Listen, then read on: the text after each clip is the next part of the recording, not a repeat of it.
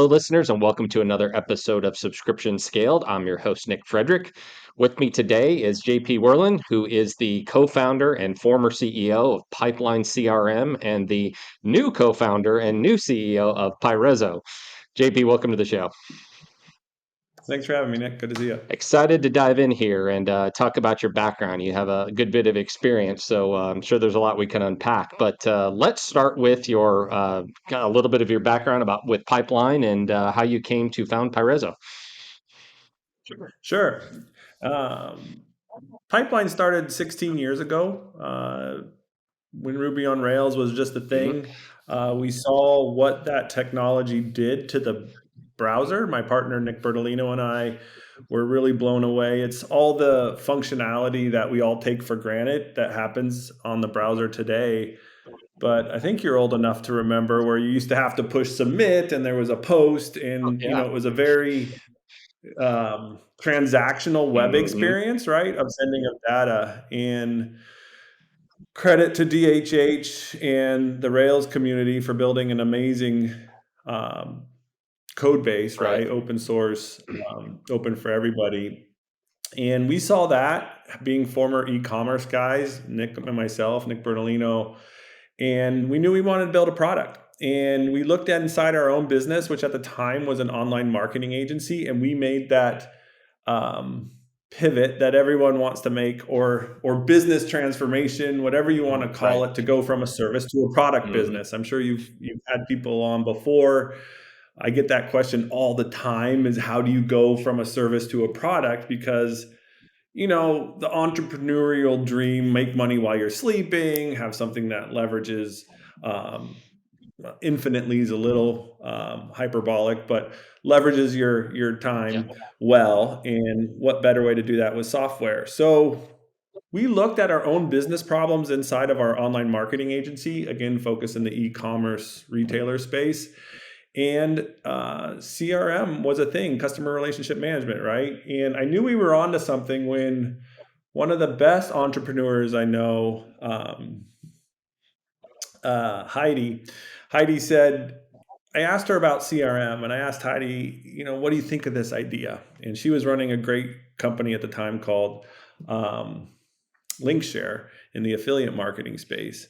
And Heidi said, JP, our gold mine is our customer list.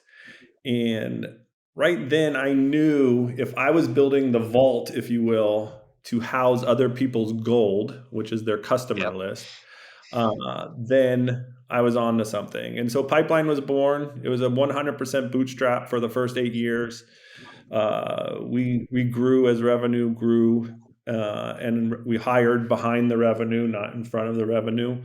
We had a bunch of rules back then and lucked out with a good business partner, Nick. We had done the marketing agency before, and we built this product. We had some fits and starts. Pipeline wasn't our first product attempt. Some other stuff in the e-commerce affiliate marketing space. It just kind of took off from there, and continued to grow. And did you do digital marketing and this kind of in parallel for a while, or did you hard stop one and transition to the other?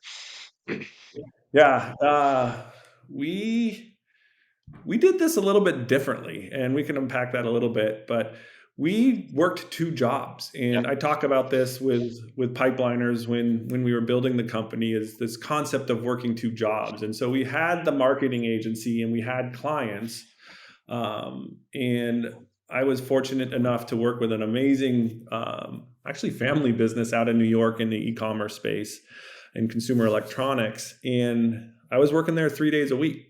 And I was able to have 2 days a week to build Pipeline. And that was very similar for my business partner, Nick. But, we have old stories of, especially in Nick's case of, taking customer service phone calls for Pipeline at lunch while on site at our consulting client, right? Where you bill by the hour, and just all sorts of different stories of how we work 2 jobs. I had 2 kids under 2 at the time when I started the business. Also, heck of a time to start a new company. Yeah, like I did all the things people said not to do, right? Definitely checked all those boxes, but figured out how to have a family, have a wonderful wife who enabled that, Hmm. right? That's not a feat you accomplish by yourself or on your own. And Christine took care of the boys, and I'd come home, put them you know, after work, after working in the consulting or the e-commerce marketing company, the agency, then I would work from 8 to midnight, Hmm. right, while the boys were asleep, building pipeline. And Nick's story was very similar, and that's how we worked two jobs and built ourselves out of a service-based business and into a product Gotcha. business. Wow. So were you guys the product managers and the developers and the testers? Were you putting it out in the market, or did you go find a team, cobble it together? How'd you make it happen? Yeah, interestingly enough, we were two business co-founders, right? Hmm. Or operational side. Neither of us are Okay. developers, right? And you look at the traditional model that I'm sure you've seen a million times, where one co-founder is a business person, right? And then they find a developer or a technically inclined person to be the CTO. And so you have that CEO, CTO, co-founder, I guess, gold standard. I don't put a lot of credence in it because I think there's multiple Sure. ways to solve the startup Hmm. problem. But we found a developer on one of the early Ruby job boards. Nick found this wonderful guy, young savant developer, Rob Mantle, and Rob helped us build the first version of Pipeline, and that's how we got going. And then we found another developer after Rob, and just kind of kept going from there. Yeah. Wow. Do you feel like it was because of Ruby that it enabled the whole software as a service to really take off and truly be able to deliver desktop-like experiences on the web? Yeah, and I don't think anybody really has context for Yeah. that that's under 40. I don't know, pick a number. It's pretty high now. We're getting older and grayer and bolder, present people excluded, of course. Of course. But yeah, I think if you remember, I remember my first web browser in '94, the Netscape, Netscape yeah. Navigator browser. That was mind blowing. And then, bulletin boards, MUDs, all that stuff. Um, you know, I think until you saw that rich browser experience and that true traditional desktop, right, that we all grew up on, um, in see it evolve into this rich browser experience that we all take for granted today. And it was just sort of a coming of age. I don't think it was all Ruby, I think, or Rails. I think there was a whole, like, just the code was ready for an evolution because Larry Ellison had this concept of dumb Hmm. terminals and the Right. cloud long time ago. Hmm. Like, you go back and read his stuff, it was very prescient. Like, back in the 90s, Yep. he was very much articulating cloud. He called it something different. I don't remember all the nomenclature, and I'm sure people know the story much better than I do, but I just recall him articulating this vision. And it wasn't until that end user experience was really realized in the same dynamism that we found in desktop software to really take off. And credit to DHH and that community for enabling it, and inventing the language. But there was a whole host of language that started coming out in rapid succession that made that similar experience and just proliferate. Because before that was PHP too, right? Like, we debated building on PHP, and you can still build great sites on PHP Hmm. today. It's like a tank, right? Like, it's super sturdy, and you can find developers everywhere. But that was really, I think, looking back now, right? That was early 2000s. We're almost 15 to 20 years past that, and you can really look back and say that was kind of a stair step function of sort of evolution in the online Yeah, experience. I tell people who aren't old enough to appreciate it that, when computers and business first got big, it was all dumb terminals, right? We had mainframes sitting somewhere down in the basement and everybody was using a terminal. And then PCs came out and they got powerful. So everything went client side. And now, I would kind of describe where we're at now as more of a distributed computing world where there's a lot of different Totally. servers and front end, back end, and APIs, of course, that are bringing data together. But it's just been fascinating to watch that evolution, and it's happened very quickly. Yeah, yeah. The rate of change is only accelerating, right? Absolutely. Well, okay. So 16 years ago, Pipeline grew it, and then you recently sold it, right? Yeah, fortunate enough to have exit here on into Q1 this year, and you know, amazing group of people over 16 years who helped build the business. Amazing set of customers. Amazing journey. Hmm. Um, Successful, fun exit to a company who sees the brand, align on the vision, kept the team Yeah. intact. Tim Schumacher and his crew out of Germany, very smart, savvy, aggressive SaaS builders. And they saw what we saw in Pipeline. I think Nick and I, after 16 years, were kind of like, what's next? Hmm. Um, had a great leadership team at Pipeline, and we didn't run a process or anything. They called out of the blue, and just the stars Yeah. aligned. Wow. Um, sure, you felt like it was the time in your life to move on to something else, but I'm sure at the same time it was hard to let go of your baby. Yeah, people say that. I always would tell, especially new pipeliners, I'd be like, "Hey, let's like try to check our ego at the door, right? As consciously as we can." And I would tell everyone two things. One, I appreciate your fresh eyes in the Mhm. business. Like now's the time you're going to have the highest potential to see all the shortcomings of the business. Mhm. I want to hear that feedback, number one.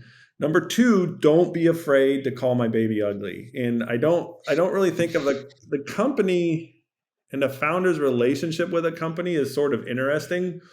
I think I'll get more distance and be able to, sort of dissect Sure. that a little bit further. But um, I've always tried to maintain at least an arm's length distance of objectivity with the business, such that I didn't, get overly enamored or sort of bamboozled by my own Yeah. creation or our own O creation. Over It's definitely associate a group yourself with the thing and the thing being the Yeah. business. Yeah.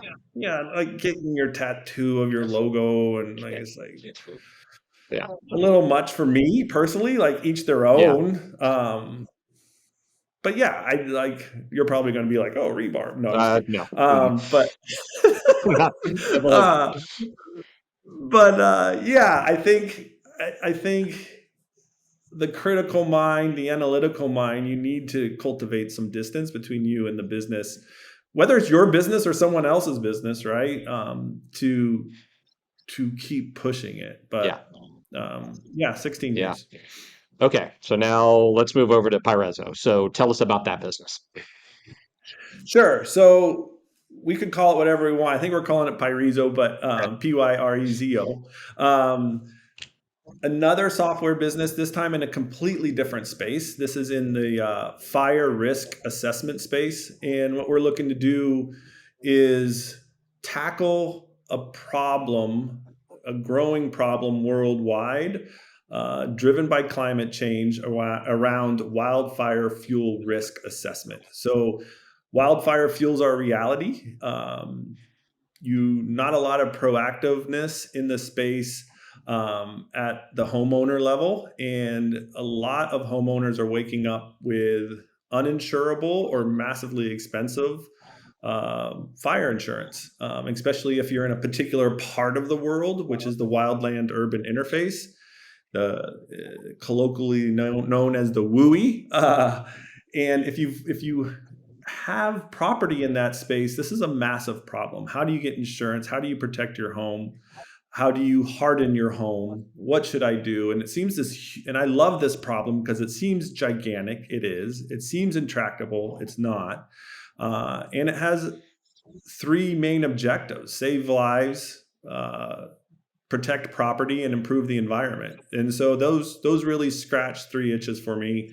It's a recurring revenue, subscription based business as well. We see with multiple customer lines, but this thing is brand spanking new. Who do you see as your target customer here? Because it seems like you could be talking about, of course, homeowners, business owners, governments.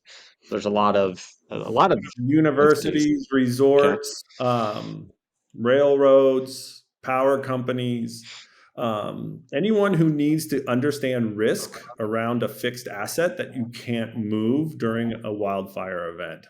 That is a That is a customer. big addressable market. And so, yes, and we're really looking to narrow our focus. Initially working with insurance companies who either aren't insuring anymore in these areas, or some forward-thinking insurance companies who we've spoken to say, give us your data because I want to have an asymmetrical competitive advantage in assessing risk. Because really, risk is being peanut butter spread across Western communities right now. And just because you're in a certain geography or a certain zip code, you're being told your home is uninsurable, or you're being told via your bill, right? And this happened to my father-in-law who lives up near Placerville, which had a huge fire this year or recently. Mhm. I think it was technically last year, but it all blurs together.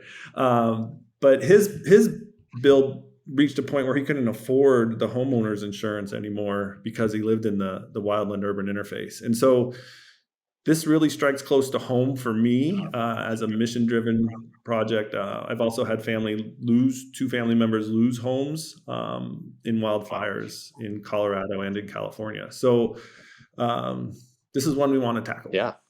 So the insurance companies are looking at it, of course, to help assess risk at a more granular level than maybe they're able to right now, right? And maybe there are homes and individuals that they can ensure that they're not today. Is that really the target there?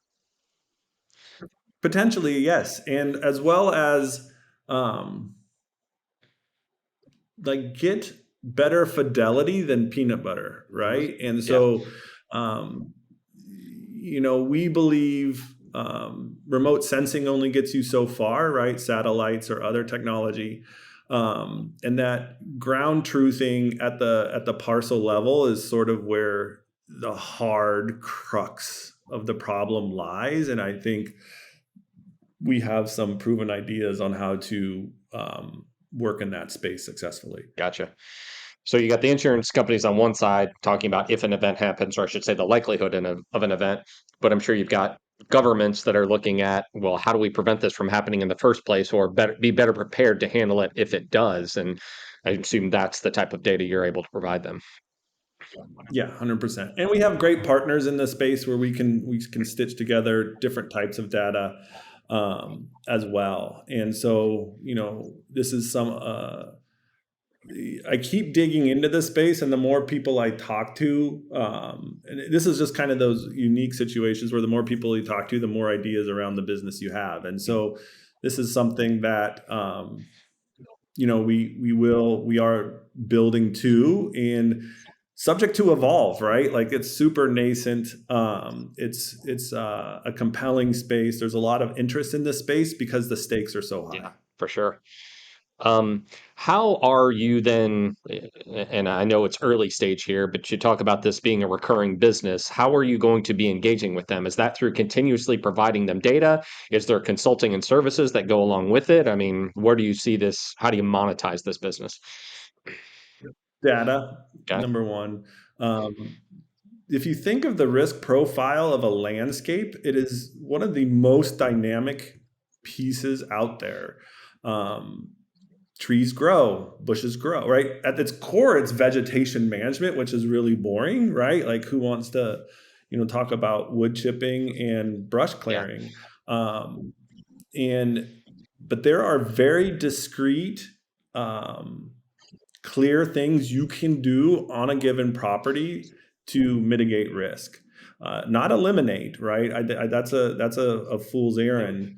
But mitigate or lower is the mission here, and we see an opportunity with various interested parties, right? Whether public sector, private sector, all these different opportunities to help them quantify that risk and show improvement or degradation over time, Okay. right? Is your risk going up or down over time? So this is a highly dynamic space. So the recurring nature of the risk profile is aligned with the recurring nature of the business. Makes sense. So since you've now started and sold a recurring revenue business and are now starting a new recurring revenue business, what are Mm. some of the key lessons that you're going to take from that experience and pull forward into this one? Sure. Quite a few, actually. I think um, it's been amazing to watch the SaaS slash recurring revenue, software as a service slash recurring revenue space evolve over, man, yeah, 16 to 20 years Mhm. now, right? And you think about how much more sophistication has come into the space and real smart people, right? And you see this throughout our industry. The level of conversation, the level, when I start, like, you just listen to Dave Kellogg or any of these luminaries, Fred Wilson, all these folks who've, put their shoulder to the wheel over the past couple decades in the SaaS space. And, um, they just far outstrip me on their level of thinking and their level of even mathematical sophistication at this space. And so I constantly go back to the lessons learned around the quantifiable piece of the business. I think I was talking with a friend the other day, is I think you could give, you know, largely speaking, you could give me three metrics on a SaaS business, I could get a good sense for its health, right? And so I look at net dollar retention or net revenue retention, LTV to CAC, and um, you know, and growth rate at the cohort level. And I think if you cut those three metrics, any SaaS business that I start or I'm involved with, those are where I keep pulling you back. And I advise a few as well, to help them, just leverage me. Like, I have 16 years of mistake making. Like, come and talk. Right. Don't make the same mistakes. And a few wins here and there. Let's give you those and short circuit the trajectory for you. But those three things, I think, if you can get those three things right, you're in good shape, Yeah. right? There's a lot under those, LTV to CACs, Yep. that includes sales, marketing, customer success, right? Like, there's a whole body of knowledge under those six letters in the ratio. But any business in this space has to have those as underpinnings, net dollar retention as well, net revenue retention. Um, Yeah. Huge, huge, huge, huge. But it's been fun, right? Watch the conversation evolve, over the years, right? It used to be churn, churn, churn, and then people are like, well, are you talking account churn? Are you talking revenue churn? Are you factoring in monthlies versus annuals? What about account size, right? Like, the level of sophistication in our industry is wild, in a good way, right? And I think making sure those metrics and your ability to measure them and make the proper attribution has to be today in any new SaaS company's DNA, because if you don't have it, you're going to get taken to the bank. You're not going to win. So over your career and when you guys started Pipeline, there was a very limited set of tools available to you, right? You were probably having to build a whole lot of things on your own because there just weren't things out in the marketplace that you could go and, plug in and be off and running. So as you've seen the subscription industry grow and all of these tools come to market, what do you think today now? Oh yeah, I'm going to go build this because this is too important to me, or I do it in a different way. Versus maybe now you're going to go, I'll go buy that off the shelf. You can pretty much buy the whole Mhm. stack off the Right. shelf, right? This was pre Hmm. AWS, okay, pre Azure. We hosted our own servers, I went and visited our server because I didn't believe it at the time. Like, I had to go physically see it. And no knock on the hosting company. But this was in a industrial part of Brooklyn, New York, where you park your car and there's this windowless building and you walk in zero level of sophistication, no real security like you think about today in modern data centers. And I'm not talking ancient history here, like with the Whopper in Hmm. war games or whatever. Like,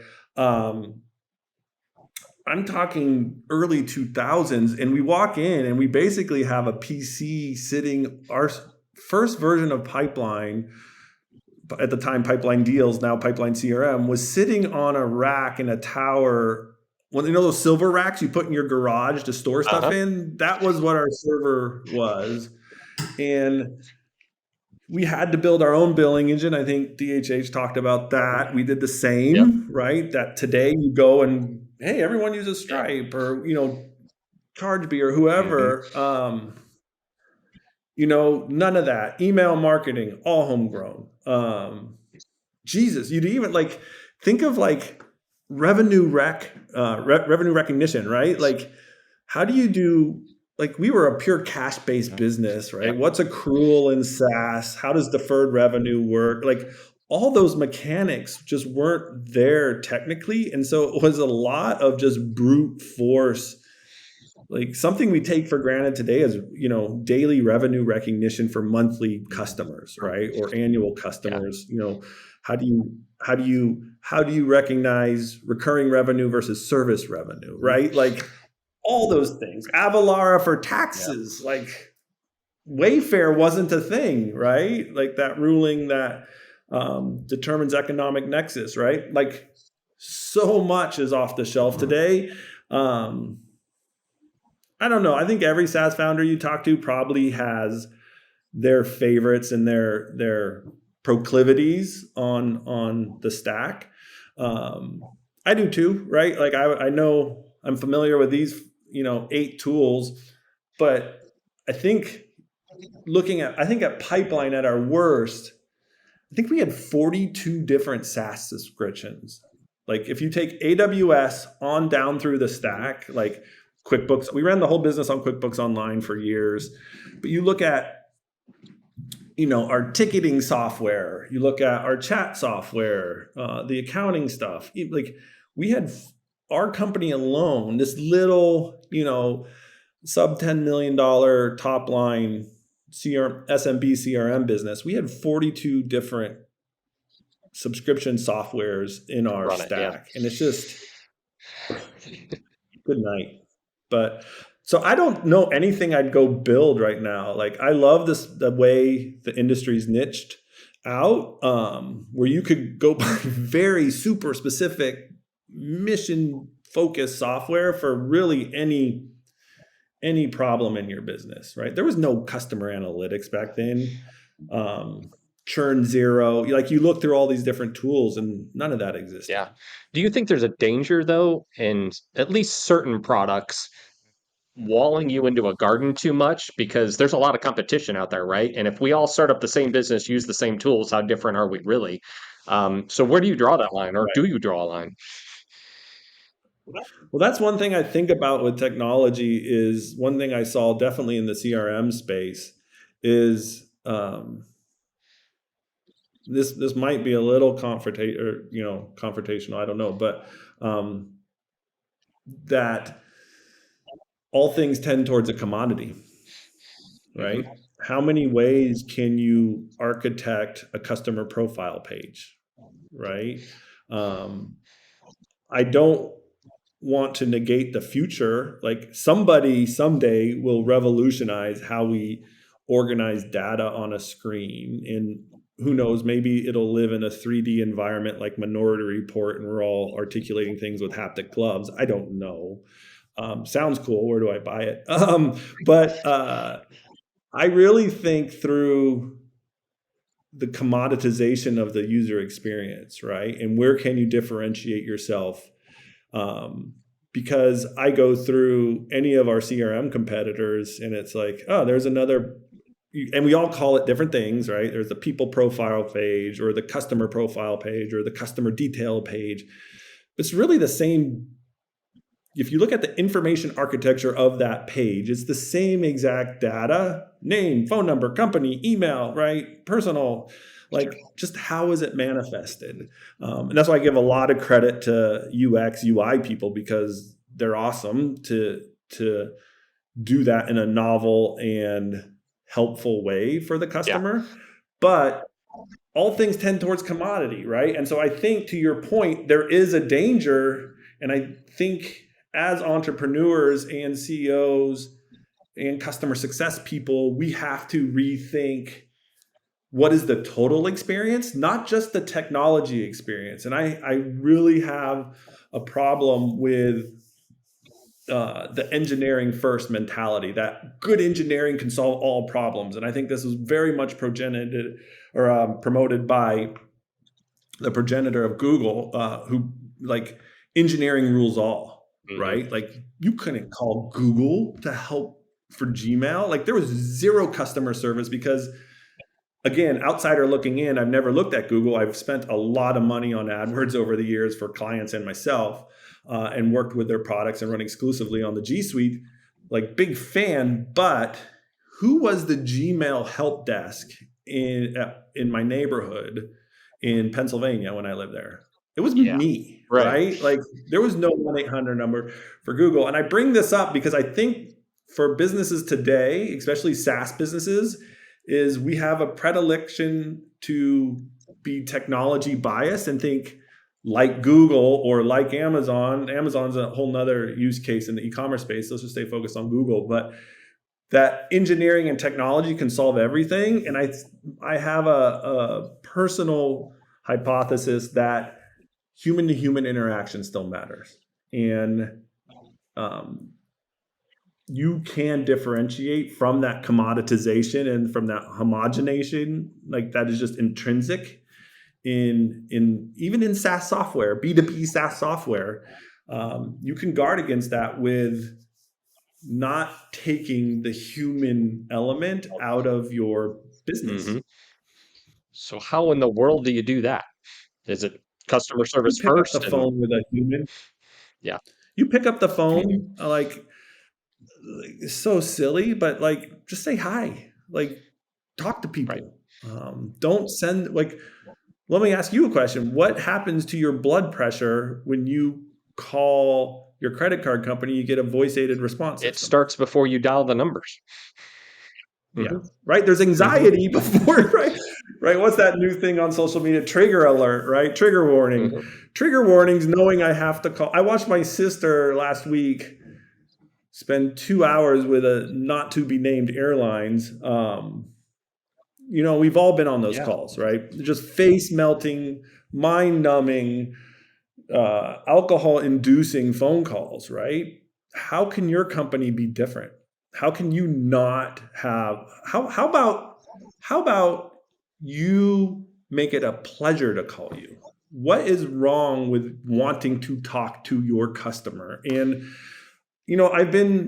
we've been the benefactors that Pipeline benefited a lot from people in front of us. And that's why I feel a need to give back to other entrepreneurs. One is Mike McDermott at FreshBooks, now Fresh, used to be called FreshBooks up in Canada. Early days, he met with Nick and I in New York for breakfast, and we're like really excited. It was V1 of pipeline deals. And he looks at our page and he's kind of drinking his coffee. He's like, don't you want to talk to your customers? We're just like, well, yeah, we want to talk to our customers. He goes, why don't you put your phone number on your homepage? Right? Like, that's why Mike built a behemoth up there north of the border, right? Is that basic type of thinking. And that really set us off on a customer-centric path. And the other big bit of wisdom we benefited from was Tony Hsieh, the CEO of Zappos, right? Amazing guy. And Tony, I don't know if you ever read his book, but when I was at Overstock, let me back up really quick. Oh, in e-commerce, I was working online marketing at overstock.com. I remember the CFO and CEO parading around the offices and kind of getting mad at our customer service team and, really tracking the call center and contacts per order. And we got to drive that down. And customer service is a cost center, right? And I think that's changed in a lot of e-commerce companies. I haven't been at Overstock for 20 years, but they're still around and doing well. And so I trust they've changed. But Tony had the complete opposite mindset, and he wrote about it and he shared it publicly, is look at customer service as a marketing expense, not as a cost to be contained, but as a marketing expense to build a relationship with your customer, because isn't that what you want? And we just took that golden nugget from Tony and applied it to B2B SaaS software. And so that's how you differentiate, back to your question. There is this because you can, you should mentality when it comes to taking an otherwise maybe brick and mortar business and putting it online, that you can automate away every process, all the customer service return, everything. But if you think about the experience, and this goes to your point of being a human experience, when you go to a store, say a furniture store or something like that, you don't always want to, but sometimes you do want to talk to somebody who's going to just let you bounce ideas off them, or just kind of hear you out or point you in a certain direction, or anything like that a website can't really do, or maybe it can, but it's going to do it in a very rigid kind of way. And so it's like, if you look at your customer service as salespeople, as marketing people, as retention people, and all of those things, and not just a cost that needs to be minimized, that's a very different approach, right? 100%. And what it differentiated us, like people would always ask us at Pipeline, is what makes you different? What makes you different from Salesforce? Truth be told, like there's only so many ways you can manifest a pipeline in a browser-based web app, right? And I was never going to compete with Benioff on funds, right? That guy has, and like you could, yes, he has constraints, but no, he really doesn't have constraints, right? Compared to, us. And we would differentiate on service because we could. It was a defensible moat. And Microsoft with Dynamics, I could have deeper relationships with our customers than they could have with theirs. And I'm not talking, Benioff talking to, the CEO of Ford, right? Like I'm sure like they're on boards together, and that's why, some companies use Salesforce or used Salesforce, is because they had executive level relationships. And that's all well and good, right? But it's a big world. There's a lot of companies out there, and I would have loved to have Ford as a client at Pipeline, don't get me wrong, but we did not need the Ford relationship for our business to be successful. So I was able to work, just defining your market, right? Like having good relationships with 20, 30, 40 seat accounts, 10 seat accounts, 5 seat accounts, and knowing that VP of sales could call you or text you. Did it create an overhead in the business? For sure. Did it create good LTV? Oh yeah, 100%. 100%.